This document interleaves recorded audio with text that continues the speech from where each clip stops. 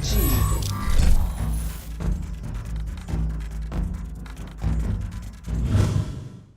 Hey. What's up, everybody, and welcome to Studio de Jeffrey. Good to see you. Welcome. Remember, in the comments on the YouTube page is where I'll get topics to at least backside whatever topic I already have for the day, or sometimes just straight up mailbag this thing. So I do need what you want to talk about in the comments. And today, from Studio de Jeffrey, in Jeffrey time, you can see on the scroll at the top what I've decided to start with, because I've been thinking about it, seeing the rumors that maybe the Broncos are going to target Byron Jones as a guy to either replace Chris Harris, or maybe they'll go after him and Chris Harris Jr. to try to shore up their secondary. But yeah, the rumor-rooskies are starting to get out there about Byron Jones and who may be interested. And we are now, about a month from when people can start legally tampering, which is the dumbest concept of all time. Just have the start date. Shut up. Like, you ever think about how dumb that is? Like, let's say, I don't have the date in front of me. It's like the 15th or 16th that you can start agreeing to contracts of March. It's like, but for a couple days before is the legal tampering period where you can begin discussing. Because people were doing that before when you just had the free agency start date. And it's like, oh, so now you're telling me that I can talk to them 2 or 3 days before. Well, that means if I want to get ahead of people, now I'll tamper before the tampering period. Just chill out, NFL. Just chill out. But what I want to get into is, it sure seems like Byron Jones is gone from the Cowboys. Some of their comments make it sound like they're not making him a priority. Dak's a priority. They even said that Amari Cooper is the number 2 priority, which doesn't really leave room for Byron Jones to be a priority. And could they sign him? Yeah. Could they sign everybody? Yeah. You can credit card this thing, pay for it down the road, get yourself in trouble maybe if people start getting hurt. But the way the world works is you have a budget. And the Cowboys have a budget, and they plan this thing years in advance. And I was talking to my buddy Bobby Belt last night, along with Big Game James and Law Nation, who are on YouTube. Those are my friends, all my friends. 3 friends. We're the 3 best friends and 4 best friends. And I thought he had a really good point, where maybe the Cowboys didn't budget for Byron Jones because while he was playing safety, and they do plan years in advance, that he didn't look like a second contract guy. Maybe didn't even look like a 5th-year option guy. And then all of a sudden, they move him to corner, and he's a baller. But he wasn't in the budget. Robert Quinn, maybe he won't be back. And we'll have a glaring hole at defensive end. And right now, the guys on the roster, DeMarcus Lawrence, Tyrone Crawford, playing a little bit of everything, Dorrance Armstrong, Joe Jackson, that's your defensive end group. That's not good. Your defensive tackle group, by the way, is Antoine Woods and Tristan Hill. And I believe that's it. That's not good. They got a lot to do.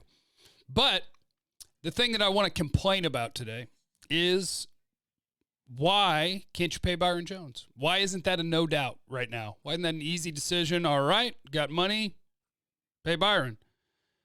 The reason is because they prioritized the wrong people. Multiples of them. You could have Robert Quinn, and you could have Byron Jones. But instead, you've got the last man standing at running back making a ton of money that teams aren't trying to get rid of.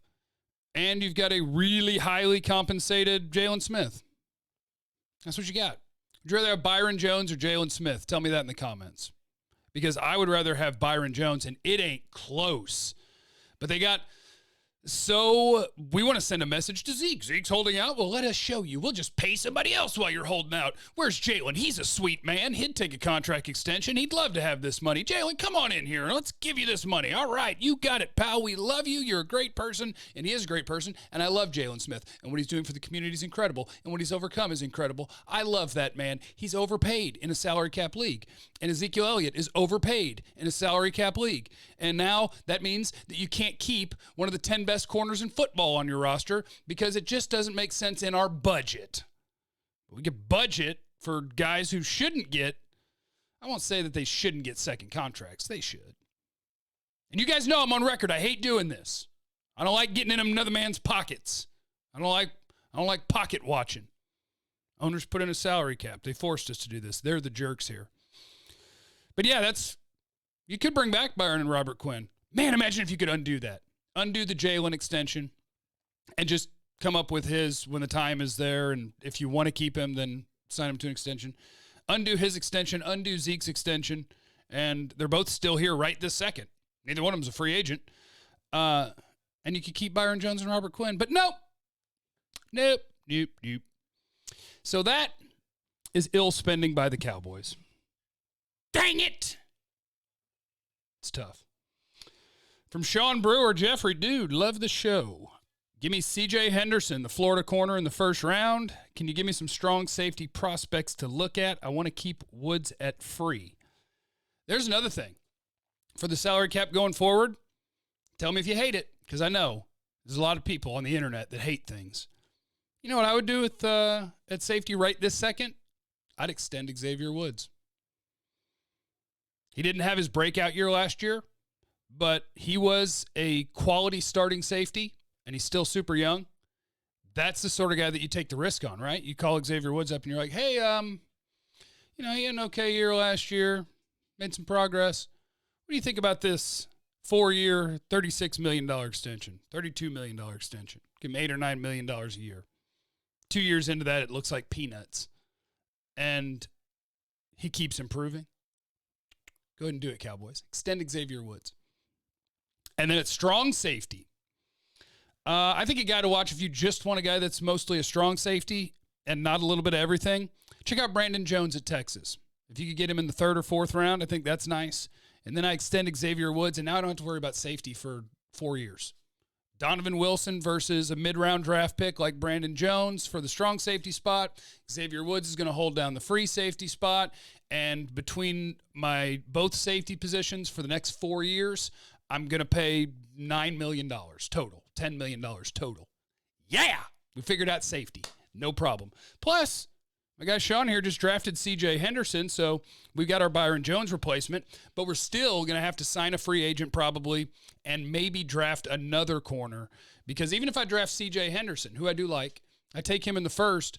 Now I got him and Cheeto and Jordan Lewis, and Cheeto and Jordan Lewis are in the final years of their deals, and I don't think at this point that either one of them looks like a guy that you're going to extend. So I'm scrambling for my other 2 corner starters a year from now. So you got to get to work on that.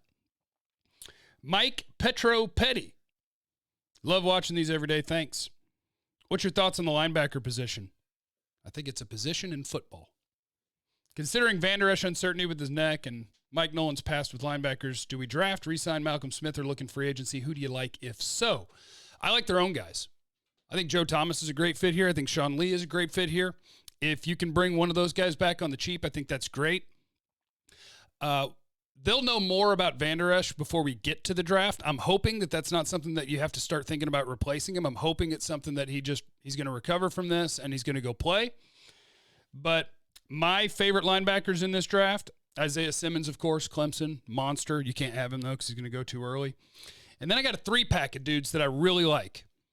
Kenneth Murray at OU, Akeem Davis-Gaither at Appalachian State, and Patrick Queen at LSU. All 3 of those dudes are bowlers. If they're sitting there at 51, I could do it. I don't know how you're going to play it out with your rotation and who's going to be fighting for snaps. But I think those guys, if any of those 3 guys make it to 51, I think it'd be incredible value. But to me, those are the 4 best linebackers in the draft, so they probably come off the board pretty quickly, and we have to start trying to find our late-round guys, which I will do for you. I just haven't done it yet. So for me, I would say bring back Sean Lee. Keep him in the linebacker room. And bring back Joe Thomas. Just bring back the band at linebacker. Will Melton, if you're going to play in Texas, do you really have to have a fiddle in the band? I think that's a great question because that lead guitar is hot. And what's the next part? But not for a Louisiana man? That makes no sense, though, because we're talking about Texas, so I don't know. Let's see. Jack Yoon, can you give a quick rundown on your expectation for other NFC teams next year, risers and fallers? Sure. What I have to do that is go to NFL standings, and I'll use the same formula that Bill Barnwell uses every year, and he hits 90% of these. So it's a pretty foolproof plan. You know what the foolproof plan is? Check their point differential from the year before. So, like the Eagles, their point differential was plus 31 points. So they should have been 8-8, 9-7, and they were. The Cowboys differential was plus 113 points, and they went 8-8.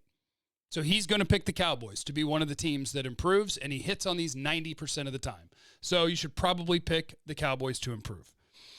Let's see. The 49ers were 13-3. They were plus 170 points, so they should be pretty safe there. You may pick the Seahawks to fall off because they were only plus 7 points, but they went 11-5. So the Seahawks might be a good pick to fall off. The Packers were plus 50 and went 13-3. The Vikings were plus 100 and went 10-6. So you probably picked the Vikings to improve, the Packers to take a step back. The Lions were 3-12-1 at a minus 80, so that probably goes up. The Saints were 13-3, but they were plus 120 points, so they're safe. So yeah, that's a quick rundown of the NFC.